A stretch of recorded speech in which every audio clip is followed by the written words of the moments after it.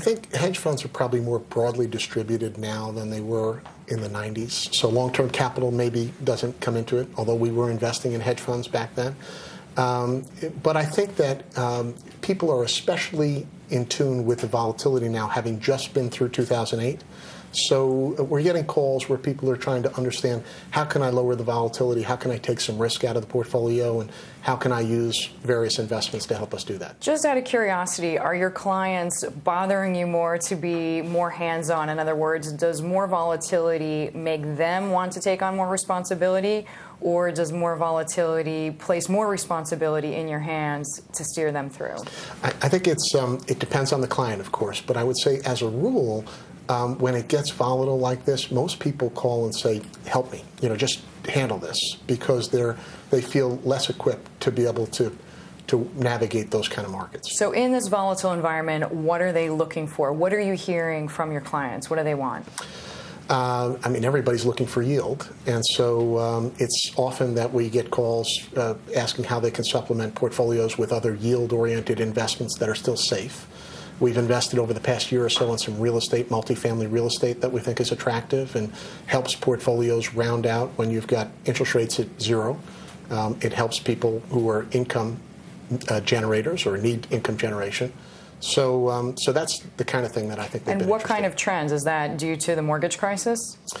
Well, if you think about what's happened in this country over the past few years, we have all these foreclosures. We've got, in some cases, one of my partners likes to say we have 7 million bad homeowners in this country that are going to be very good renters. And we're in the middle of that process right now. So as people are leaving their homes or walking away from mortgages, they're going to have a place to live.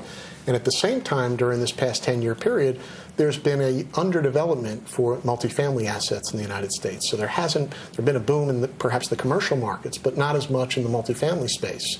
So it's become a very attractive asset class. And we started to talk about this a couple of years ago because we saw us entering an environment of lower interest rates for a period of time, and we were trying to think about... So you got that call, right? We did.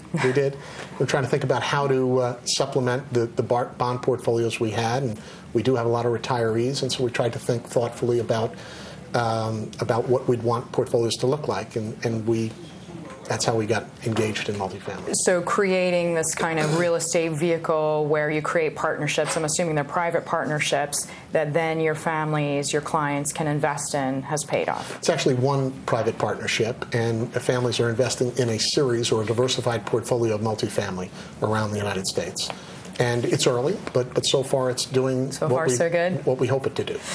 As far as alternative assets go, so real estate, so far so good, how many alternative asset demands have you seen? In other words, people interested in farmlands, people interested in water rights, some of the things that maybe you can provide as a wealth advisor, but that may not be evident to the average investor. We've had some discussions around farmland. We've had some investors investing in some farm deals because, and it was some time ago, because it was attractive. I think this perhaps last downtrend in the economy, and perhaps China, the concern around China's hard landing, might have some of that demand. In other words, you feel like some of that demand was fueled by commodity prices rising. Clearly. And so with the global slowdown, some of your clients have changed their point of view a little bit. I think so. And I frankly, we never had a lot of demand for those kind of things because it's a little esoteric and it's on the fringe. But I think that the general demand for those other type alternatives will probably ebb a little bit given the slowdown. What are you seeing now after 30 years in the business that surprises you, if anything, about your clients' reaction to the environment? I guess what always surprises me is investors are always very emotional about their portfolios, and they get emotional.